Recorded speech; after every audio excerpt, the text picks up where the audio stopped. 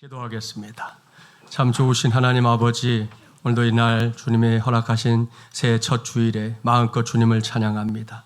찬양대의 고백처럼 올 한 해 믿음으로 가는 우리 성도들이 되게 하여 주시옵시고, 거기를 걸어갈 수 있도록 이 시간도 말씀 들려 주시옵소서. 예수님의 이름으로 기도하옵나이다. 아멘. 서로 축복하겠습니다. 새해에도 날마다 주님과 동행합시다. 한 번 더 축복합니다. 인간의 열심이 하나님의 열심은 아닙니다. 지난주에 말씀 하나 더 배운 거 있죠? 육으로 살되 영을 조차 삽시다. 할렐루야. 네, 오늘 2024년 새해 첫 주일입니다. 늘 고백하는 거지만 시간이 참 빠릅니다. 벌써 새해 첫 주간이 훌쩍 지나갔으니 말입니다. 이렇게 빠른 시간 속에 살고 있는 우리지만 앞에 계시해 놓은 대로 2024년 갑진년 새해에도 우리 교회는 날마다 주님과 함께입니다. 현재 계획으로는 4월 말까지 이 주제로 주일 메시지를 전하려고 하는데요. 담임 목사님 저와 함께 이 믿음의 주제에 딱 붙잡고 올해도 믿음의 경주를 더 잘 달려가는 우리 모두가 되기를 주님의 이름으로 축복합니다.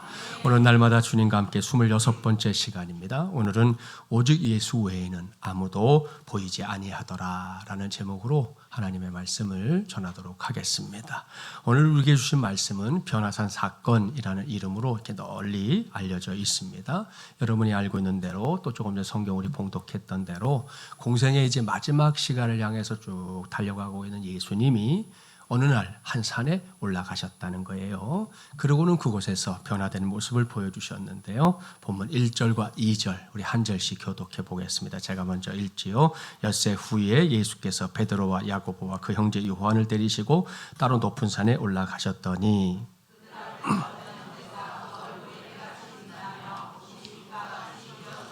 아멘. 바로 앞장인 마태복음 16장 21절 이하의 말씀, 그러니까 지난 주일에 우리가 살펴봤었던 말씀을 다시 한번 봐보세요. 예수님의 제자들에게 장차 있게 될 십자가에서의 죽음을 예언하는 말씀이 기록되어 있습니다. 이건 제자들의 입장에서 결코 쉽게 받아들일 수 없는 말씀이었습니다. 오죽하면 지난 주일에 말씀을 나누었던 대로 수제자였던 베드로, 예수님께 결코 그와 같은 일이 일어나서는 안 된다, 이건 말도 안 되는 일이다, 이렇게 항변하기까지 했습니다. 그러나 예수님의 태도는 단호하셨죠. 베드로의 무지함을 꾸짖으셨고요. 제자들에게 십자가의 길이 뭔가 가르쳐 주셨습니다. 그 일이 있은 다음 엿새가 지났다, 그렇게 오늘 말씀이 시작되는 거예요. 그날 예수님이 높은 산에 올라가셨습니다. 이 산이 어떤 산인지는 정확하게 알지 못합니다. 성경학자들 사이에서는 다볼산이다 하는 주장도 있고, 우리가 성경에서 익숙한 헬몬산이다 라고 하는 주장도 있긴 하지만 그 산이 정확히 어떤 산인지는 아직은 알지 못합니다. 그래서 우리가 이 산을 그저 변화산 이렇게 부르는 거예요. 왜요? 그 산에 올라가신 예수님이 성경의 기록처럼 제자들이 보는 앞에서 일시적으로 변화되셨기 때문입니다. 방금 읽었던 말씀을 문자로만이 아니라 여러분의 이 상상력을 한번 이렇게 동원해서 함께 보기를 바랍니다. 먼저 예수님의 얼굴을 보세요. 마치 하늘에 높이 떠있는 태양처럼 찬란하게 빛나고 있습니다. 주님의 옷은 또 어떻습니까? 너무나 눈이 부셔서 제대로 눈을 뜨고 있을 수 없을 정도로 하얗게 되었다 그랬습니다. 사랑하는 마지물리란 가족 여러분, 이것이 변화산 사건입니다. 그리고 이것은 예수님께서 장차 있게 될 자신의 이 부활과 영광을 제자들에게 미리 보여주신 사건, 그러니까 예고하신 사건입니다. 그렇다면 이게 무슨 말씀이냐? 지난주에 우리가 살펴봤던 말씀처럼 예수님은 장차 자신에게 일어날 죽음, 그 십자가의 죽음에 대해 정확하게 말씀하셨습니다. 그렇다면 그것으로 끝, 그게 아니라는 겁니다. 예수님은 자기의 죽음뿐만 아니라 죽음 이후에 있게 될 영광까지도 제자들에게 직접 보여주셨던 거예요. 얼마나 세심한 주님의 배려입니까? 그렇습니다. 예수님은 자기가 세상을 떠난 후에도 제자들이 절망에 빠져 있는 거 원하지 않았습니다. 이를 위해 주님은 제자들이 변화산 사건을 목격할 수 있도록 그야말로 각별한 은혜를 베풀어 주셨던 겁니다. 이것이 변화산 사건이 갖고 있는 중요한 의미인데요. 2024년 첫 주일인 오늘 저의 관심은 이러한 변화산 사건 자체의 의미에 있지 않습니다. 오늘 저는 여러분과 함께 이 본문을 보는 관점의 포인트를 우리의 예배 생활에 두려고 합니다. 무슨 말씀이냐? 변화산 위에서 일어났던 이 부활의 예표적 사건 속에 제 눈으로 볼 때 매우 선명하게 보이는 게 있다는 건데요. 그건 다른 게 아니라 예배의 현장이다, 이런 말씀입니다. 그렇습니다. 오늘은 바로 그러한 사실에 저도 또 여러분도 관심을 집중하고 또 모아주기를 바랍니다. 그리고 그런 관점에서 본문을 하나하나 살펴보십시오. 이 말씀 속에 저와 여러분 우리 모두가 하나님께서 기뻐하시는 예배자가 되는 지름길이 여기에 들어있구나 하는 거 알게 될 겁니다. 그걸 전제하고 이제부터 그 길을 하나씩 찾아가 보겠습니다. 첫째로 우리가 하나님께서 기뻐하시는 예배자가 되는 길은 반드시입니다. 반드시 구별된 시간과 공간에서 드려지는 예배여야 한다는 것입니다. 본문 1절 제가 다시 한번 봉독해 볼게요. 엿새 후에 예수께서 베드로와 야고보와 그 형제 요한을 데리시고 따로 높은 산에 올라가셨더니 그랬습니다.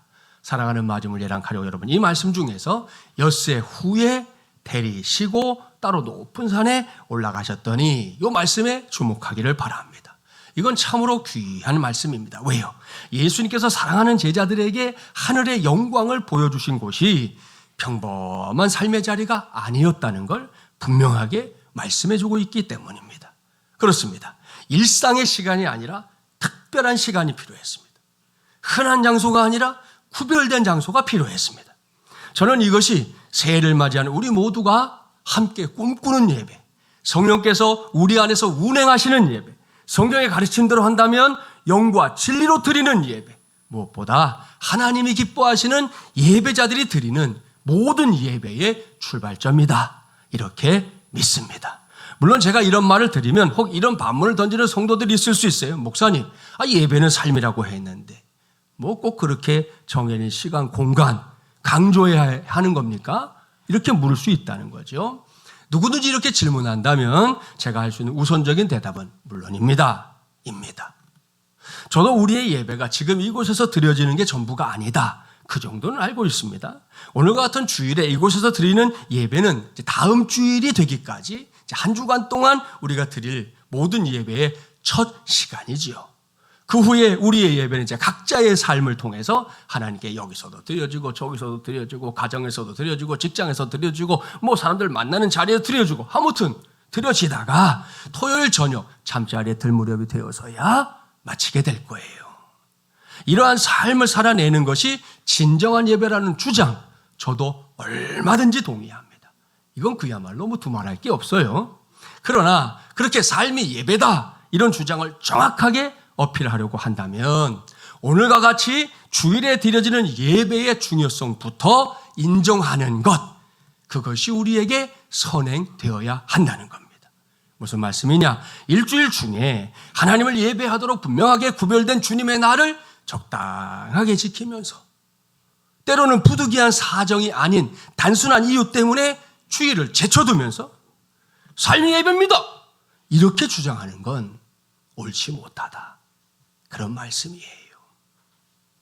여러분이 이미 다 알고 있는 사실인데요. 예수님을 나의 주, 나의 하나님을 믿고 섬기는 우리 모두는 오늘을 일요일 이렇게 부르지 않습니다. 물론 여러분이 주변에서 흔히 볼 수 있는 달력에도 또 여러분들 손안에 들고 다니는 이 스마트폰 캘린더에도 오늘은 일요일 혹은 썬데이 이렇게 표기되어 있어요. 그리고 저 바깥 세상은 그게 당연한 거예요. 하지만 예수를 믿는 우리는 그렇지 않다는 거, 그럴 수 없다는 거 다들 아시죠? 우리 교회가 변함없이 여러분에게 지난 연말에 나눠드렸던 교회 달력 늘 받는 것이니까 별 생각 없이 집에 가서 떡하니 걸어뒀을 가능성이 큽니다. 그래서 당부해요. 오늘 집에 돌아가거든 교회 달력을 한번 이렇게 자세하게 좀 들여다보세요. 그 달력에 오늘을 뭐라고 표기해 놨을까요? 주일 이렇게 표기되어 있습니다. 주인 주자에 날일자죠. 그렇다면 오늘이 무슨 날이라는 거예요? 주님의 날이다, 이런 거예요. 그렇죠?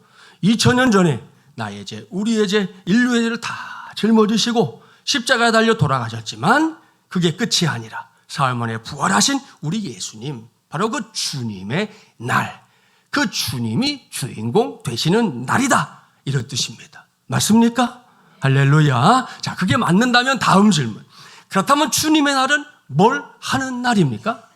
세상 사람들이 하듯 그냥 쉬고 계절마다 여기저기 명소를 찾아 놀러 다니고 스트레스를 날려버리겠다고 바람 쐬러 다니는 날입니까?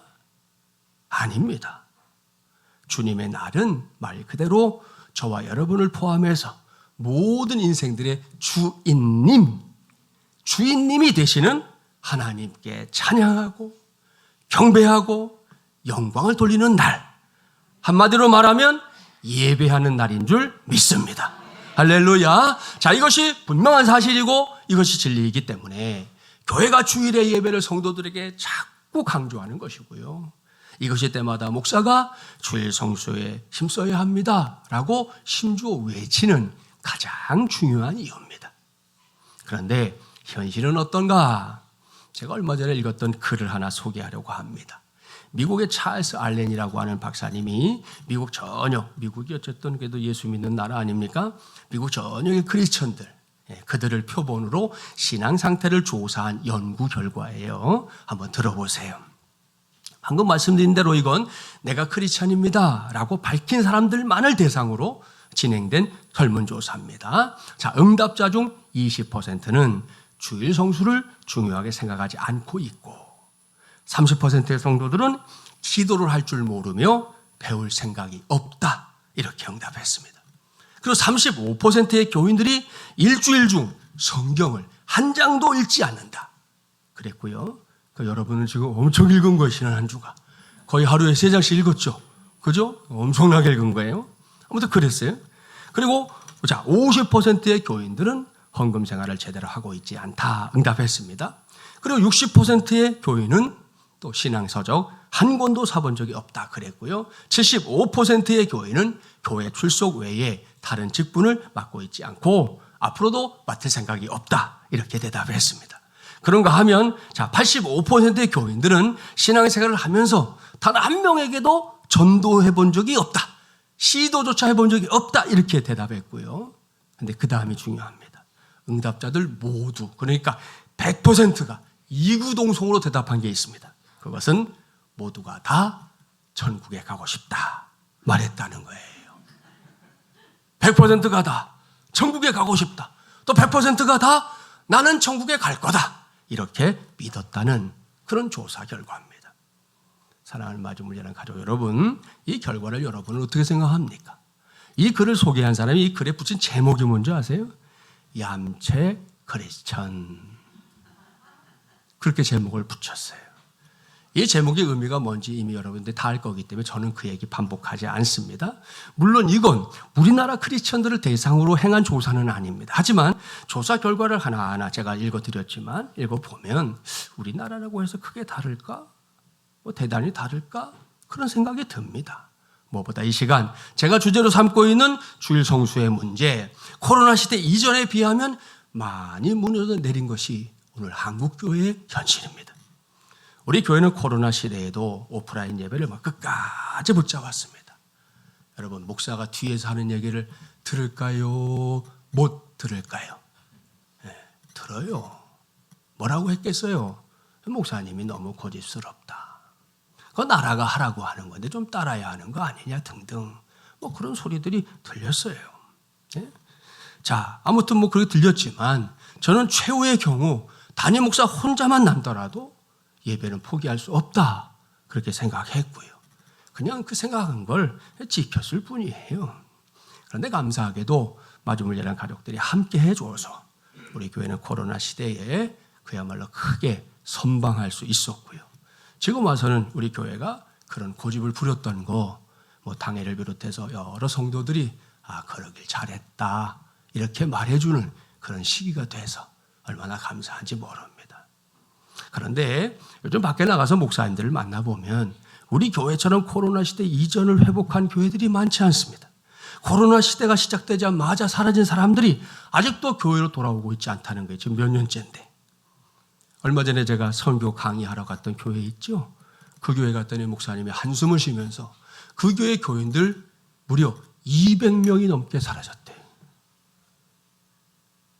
지금쯤은 이제 올 때가 됐잖아요. 그래서 이제 뭐 교육자들이 뭐 자기들이 맡았던 지역에 있는 분들한테 전화를 하잖아요. 교회에 전화 오면 받지도 않는데. 예? 그런 이걸 어떻게 해요? 뭐 오지 않는 것들 죄치고 교회가 연락하는 자체를 그냥 끊어버리고 있으니 안타까운 일이잖아요. 게다가 이런 상황에서 담임 목사가 주일 성수의 신앙을 언급하는 거 얼마나 힘이 빠지는 일이겠습니까? 그런데 주일 성수와 관련해서 이렇게 힘이 빠지는 일만 있는 건 아니에요. 이번에는 아주 크게 도전이 될 만한 이야기 하나 하겠습니다. 미국의 34대 대통령이 누굴까요? 아이젠하워라는 사람이에요.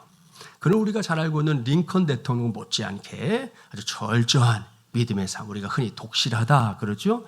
예, 철저한 믿음의 삶을 살았던 그리스도인으로 알려져 있는데요. 1959년 9월의 일입니다. 지금은 이제 해체됐지만 구소련, 예, 아시죠? 구소련의 이 후르시초프라고 그 당시 아주 유명한 사람이었어요. 이 사람이 정상회담을 위해 미국을 방문했습니다. 그때 회담하기로 정해진 날이 주일이었어요. 약속된 시간 즈음에 아이젠하워가 후르시초프에게 전화를 했어요. 그리고 이렇게 말했답니다. 서기장님, 오늘은 주일입니다. 저와 함께 교회에 가지 않으시겠습니까? 기가 막히죠? 지금 상대방이 누구라고요? 종교는 아편이다. 이런 생각으로 똘똘 뭉쳐져 있는 소비에트 사회주의 공화국 연방의 수장입니다. 예? 그런 사람에게 오늘이 주일이니 교회 갑시다. 이렇게 말을 했다는 거예요. 아이젠하워의 제안을 받은 후르시초프, 자기는 종교도 믿지 않고 회담 시간도 가까워지고 있기 때문에 이렇게 말했어요. 대통령님, 거절하겠습니다. 저는 기독교인이 아닐 뿐더러 저는 종교를 아예 믿지도 않습니다. 그때 아이젠하워가 더 기가 막힌 말을 합니다. 그러시군요. 알겠습니다. 그런데 저는 교회에 가야 하니 회담 시간을 1시간 정도 미뤄주십시오. 그렇게 말을 하고 정상회담을 미루고 아이젠하워가 자기가 섬기던 교회에 가서 예배를 끝까지 드린 다음에야 돌아와서 정상회담에 참석했습니다. 이날만이 아닙니다. 아이젠하워는 대통령이 되기 전에도 된 이후에도 바쁜 국가 업무를 이유로 교회를 빠진 적이 없었습니다. 그때가 언제인지 아시죠? 독일이 세계대전을 일으키고 나라 간에 어려운 사건이 많이 터졌던 그런 시기였습니다. 태평성대 아니에요. 하지만 아이젠하워는 미국의 대통령이자 세계적인 리더로 탁월한 리더십을 발휘해서 연합군을 승리로 이끌었고요. 자신의 조국인 미국을 강대국으로 세울 수 있었습니다. 늘 당부하듯 이제는 저와 여러분의 차례입니다. 마침 2024년 새해 첫 주이잖아요. 제가 이 시간에 당부하기가 너무 좋아요. 그래도 지금은 여러분 마음이 말랑말랑하잖아요. 예? 좀 지나면 어떻게 되든 간에 지금 오늘은 말랑말랑하죠. 사랑하는 여러분, 저도 여러분도 우리 신앙의 기본기인 주일 성수부터 제대로 합시다. 예? 제대로 하자는 거예요. 나아가서 주일 성수를 더 잘하기 위해 온 힘을 기울이기를 바랍니다. 이전 것은 탕감, 어제까지 몰라, 지난주일도 몰라, 다 탕감. 오늘부터 시작. 물론 오늘날에는 예전에 비해 우리의 삶의 자리가 주일 성수를 하기에 좀 어려운 상황, 또 직업적으로도 어려운 직장 등등이 분명히 있어요. 목사가 모르지 않아요. 그런 와중에도 여러분의 형편은 누가 제일 잘 알아요? 여러분 자신이 제일 잘 알아요. 목사도 알지만 여러분 자신이 알아요. 그러니 여러분이 알고 있는 그 범주 안에서 내가 할 수 있는 한 최선을 다해서 오늘 말씀대로 구별된 시간, 구별된 장소에서 하나님께 예배하기를 바랍니다. 그래서 2024년 내내 위로는 하늘의 복이, 아래로는 땅의 복이 주일 성수의 모든 걸 거는 성도들에게, 그리고 여러분의 가정들마다 충만하게 임하게 되기를 주님의 이름으로 간절히 축원합니다. 둘째로 우리가 하나님이 기뻐하시는 예배자가 되는 길은 오직 예수만 드러나는 예배에 있습니다. 오늘 본문 8절 함께 봉독해 볼까요? 제자들이 눈을 들고 보매 오직 예수 외에는 아무도 보이지 아니하더라. 아멘. 할렐루야. 자, 이 시간에 오직 예수 외에는 이라는 이 말씀을 꼭 기억하기를 바랍니다. 이것이 우리가 드리는 예배, 우리가 함께 꿈꾸는 예배를 통해 누려야 할 가장 위대한 하늘의 은혜인 줄 믿습니다. 오늘 우리에게 주신 말씀을 살피는 중이잖아요. 자, 분명히 변화산 위에는 예수님 혼자 지금 솔로로 등반하러 가신 거 아니에요? 그죠? 주님과 함께 산에 올라갔던 베드로와 야고보 그리고 요한이 바로 거기에 있었습니다. 또 본문 3절 말씀을 보니까 유대인들이 그냥 너무 좋아하고 존경에 맞이하는 그저 껍벅하는 모세와 엘리야까지 나타나서 예수님과 대화를 주거니 받거니 하는 게 목격됐습니다. 게다가 산 위라고 그랬죠. 그랬으니까 주변의 경관들도 매우 아름다웠을 겁니다. 우리가 지금 그런 현장에 있다 한번 상상해 보십시오. 이 모든 걸 상상하는 것만으로도 신비롭고 또 황홀하기까지 합니다. 모르긴 몰라도 가슴이 쿵쾅쿵쾅 벌떡벌떡 뛰어올 겁니다. 얼굴은 흥분해서 홍조를 띠고요. 입술은 뭔가를 말하고 싶어서 더듬거리고 있을지 모릅니다. 틀림없어요. 그러나 성경이 이 모든 것들 가운데 가장 최고로 으뜸으로 꼽고 있는 게 있지요. 그것은 바로 예수 그리스도입니다. 할렐루야. 지금까지 말씀 쭉 살펴봤는데요. 분명히 그리 길지 않은 시간입니다. 그런데 변화산 위에서 많은 일들이 일어났어요. 대부분이 놀랄 노자에 해당하는 일들이에요. 그래서 베드로를 비롯한 3명의 제자들이 어안이 벙벙할 정도였습니다. 다른 성경 읽어보세요. 베드로가 말을 하면서도 자기가 무슨 말을 하는지 몰랐대. 자기 입으로 말을 하는데도 이 상황이 너무 놀라워가지고 자기가 하는 말이 뭔지를 몰랐다. 그렇게 기록할 정도예요. 그렇게 별의별 일들이 그 산 위에서 일어났지만 그래도 가장 중요한 것은 예수님 자신이었다. 그렇습니다. 그것에서 벌어졌던 모든 일들이 오로지 예수를 증거하고 예수의 영광을 드러내는 통로가 되고 있었습니다. 본문 5절도 마찬가지죠. 때마침 하늘에서 하나님의 음성이 들렸어요. 뭐라고 했는지 들어볼까요? 본문 5절 함께 봉독합니다. 말할 때에 호련히 빛난 구름이 그들을 덮으며 구름 속에서 소리가 나서 이르시되 이는 내 사랑하는 아들이요 내 기뻐하는 자니 너희는 그의 말을 들으라 하시는지라. 아멘. 할렐루야. 사랑하는 마중물이란 가족 여러분, 이것이 하늘에서 들려온 하나님의 음성입니다. 그런데 그 음성조차도 오직 예수님을 위한, 예수님의 정체성을 드러내기 위한 음성이었습니다. 보십시오. 결국 변화산에서 일어났던 모든 사건들이 하나같이 누구를 향하고 있다? 예수 그리스도를 향하고 있다. 어렵지 않게 알 수 있죠. 그러니 여기서 결론이 지어지잖아요. 오직 예수 외에는 아무도 보이지 아니하더라. 여러분 이것이 바로 우리가 꿈꾸는 예배여야 합니다. 오로지 예수 그리스도만이 드러나는 예배, 오로지 예수 그리스도만을 만나는 예배, 오로지 예수 그리스도만이 주인공이 되는 예배. 저는 우리 교회에서 드려지는 모든 예배가 그런 예배가 되기를 간절히 사모합니다. 목사이기 때문이 아닙니다.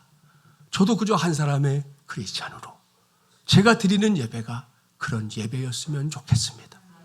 저도 예수 믿는 한 사람으로 내가 믿는 예배의 자리에서 그런 은혜를 내가 경험하고 싶기 때문이에요.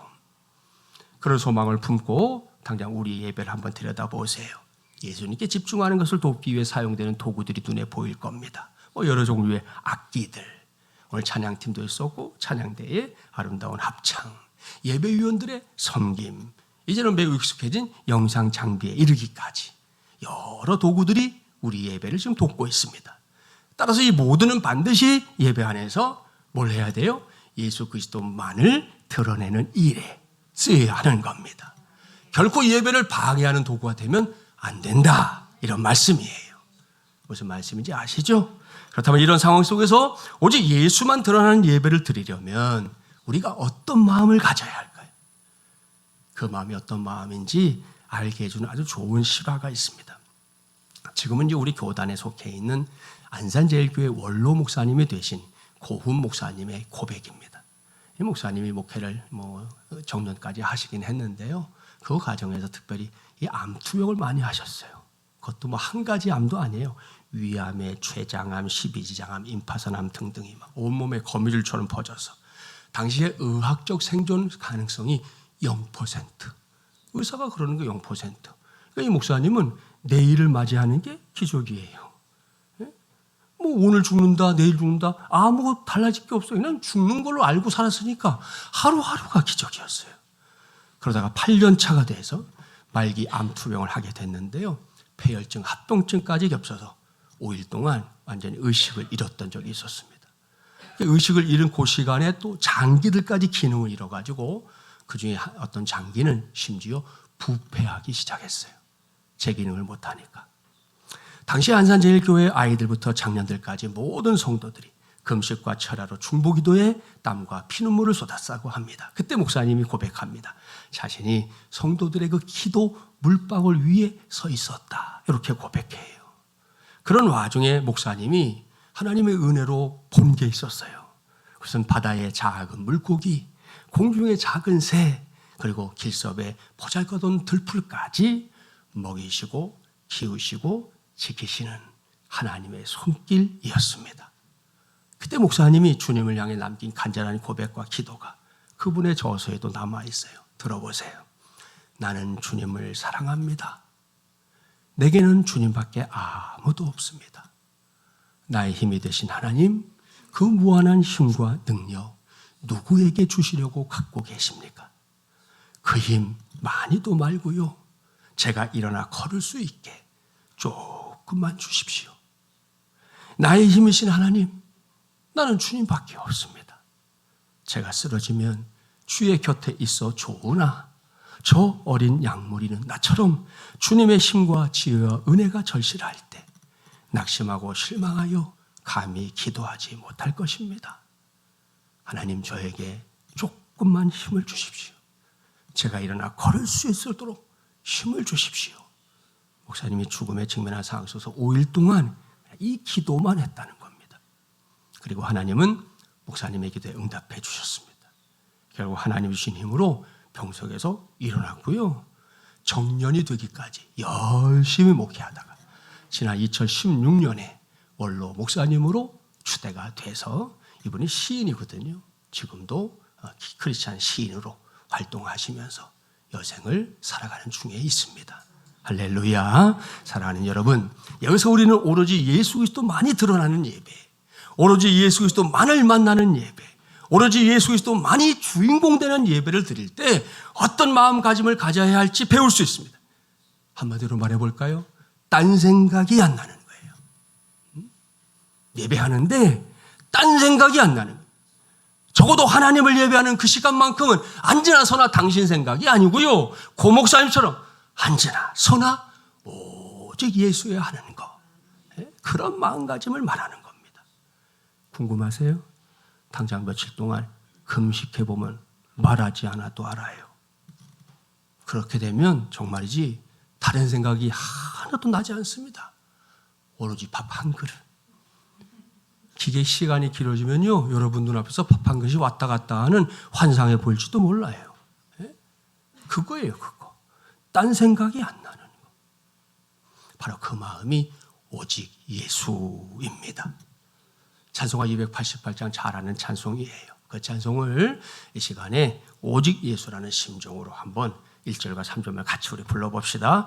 예수를 나의 구주 삼고 성령과 피로써 거듭나니 이 세상에서 내 영혼이 하늘의 영광 누리도다.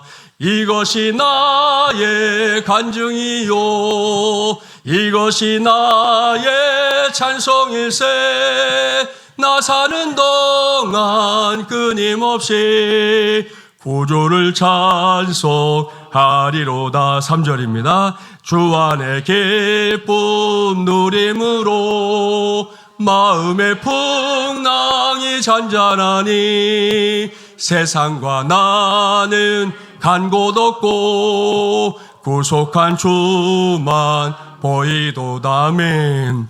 이것이 나의 간증이요 이것이 나의 찬송일세. 나 사는 동안 끊임없이 구주를 찬송하리로다. 아멘. 할렐루야. 여러분 꼭 기억하십시오. 그리고 기회가 될 때마다 고백하기를 바랍니다. 세상과 나는 간 곳 없고 구속한 주만 보이도다. 바로 이것이 하나님을 예배하는 자리에서 우리 모두가 언제든 꼭 체험해야 할 위대한 은혜인 줄 믿습니다. 이 찬송가를 지은 이의 고백 반드시 기억하세요. 우리에게는 세상을 살면서 나름대로 귀하게 여기며 살아가는 것들이 많다는 거지요. 그것이 사람일 수도 있고요, 자부심일 수도 있습니다, 물질일 수도 있고요, 명예일 수도 있습니다, 자존심일 수도 있고 믿음의 연륜일 수도 있습니다. 중요한 것들이에요. 그런데 그 모든 것들이 정말로 아무것도 아니라는 사실을 깨닫는 그 순간, 그때에는 오직 하나님만 보이더라. 그 모든 게 다 무너져 내리고 나니 주님만 보이더라는 간증이에요. 그리고 내가 그 이름을 부를 수 있다는 게 얼마나 놀라운 은혜인지 그거 알게 됐다는 간증입니다. 저는 이것이야말로 예배다 이렇게 생각합니다. 그리고 우리 모두가, 우리 교회가 꿈꾸는 예배가 바로 그러한 은혜로 충만한 예배여야 합니다. 오직 예수 그리스도만이 보이는 예배, 오직 우리의 구주 예수 그리스도만이 높아지는 그런 예배 말입니다. 오직 예수 그리스도를 만나고 예수의 말씀에만 집중하는 그런 예배 말입니다. 우리가 이런 예배를 드리게 된다면 김지철 목사가 장담합니다. 우리는 말로 다 할 수 없는 은혜의 주인공들이 꼭 될 줄 믿습니다. 사랑하는 마지못이라 가족 여러분, 반드시 기억하십시오. 예수님에게는 분명히 예배에 대한 꿈이 있습니다. 그 꿈은 예배 속에서 우리 모두가 주님을 만나 뜨겁게 교제하는 것입니다. 이 예배를 통해 주님으로부터 세상에 많은 상처와 힘든 거 가지고 왔지만 이 예배를 통해서 새로운 능력을 공급받는 것이죠. 그리고 그 능력으로 오늘 이후의 삶 속에서도 주님처럼 승리하며 사는 삶을 살아내는 것입니다. 이것이 우리 주님 예수님의 꿈이에요. 그리고 우리 모두는 그러한 주님의 꿈을 이루어 드려야 할 사람들입니다. 그러니 우리가 어떻게 해야 할까요? 먼저 확실한 다짐 꼭 필요합니다. 한번 따라서 합시다. 오직 예수, 오직 예수, 오직 예수, 할렐루야. 이러한 우리의 다짐이 우리 신앙생활의 견인차가 되게 하기를 주님의 이름으로 축복합니다. 말씀을 마무리합니다. 오늘의 결론, 오직 예수 외에는 아무도 보이지 아니하더라. 바로 이겁니다. 지금까지도 그렇게 했겠지만 2024년 새해에는 더더욱, 그리고 앞으로도 흔들림 없이 주일 성수에 최선을 다합시다. 그리고 저와 여러분이 드리는 모든 예배를 통해 오직 예수 그리스도만이 드러나고 그 주님을 힘입게 되기를 바랍니다. 그래서 요즘처럼 흉흉한 세상 속에서도 늘 승리하는, 꼭 승리하는 저와 여러분이 되기를 주님의 이름으로 간절히 축원합니다. 오늘 새해 첫 주일이만큼 함께 찬송하고 말씀 붙잡고 잠시 기도하는 시간을 가지려고 합니다. 주신 말씀 붙잡고 우리 기도하려고 합니다. 세계교회와 한국교회에 지나간 역사를 여러분 기회가 된다면 한번 들여다보세요. 주일 성수가 언제나 하나님이 복을 부어주시는 중요한 통로였다는 거 어렵지 않게 확인할 수 있습니다.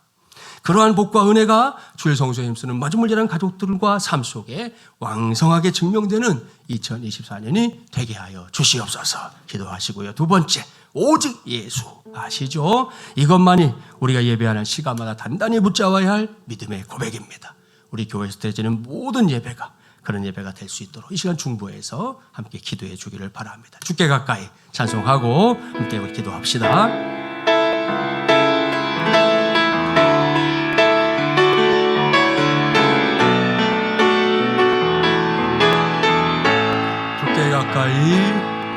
주께 가까이 나를 이끄소서. 간절히 주님만을 원합니다. 채워주소서. 주의 사랑을 진정한 찬양 드릴 수 있도록 주께 가까이, 주께 가까이 나를 이끄소서. 간절히 주님만을 원합니다. 채워주소서. 주의 사랑을 진정한 찬양 드릴 수 있도록 목마른 나의 영혼 주를 부르니 나의 맘 만져 주소서. 주님만을 원합니다. 더 원합니다. 나의 맘 만져 주소. 목마른 나의 영혼, 목마른 나의 영혼 주를 부르니 나의 맘 만져 주소서. 주님만을 원합니다. 얼마만큼 원합니다. 나의 맘 만져. 한번 녹음해 갑시다. 목마른 나의 영혼, 목마른 나의 영혼 주를 부르니 나의 맘 만져 주소서. 주님만을 원합니다. 더 원합니다. 나의 맘 만져 주소. 주님 한번 간절히 부르고 기도합시다. 주여, 주여. 2024년 새해 첫 주일을 맞이해서 우리 사랑하는 예 마중물 여러분 때 주의 말씀에 귀를 기울이게 하신 것을 감사합니다.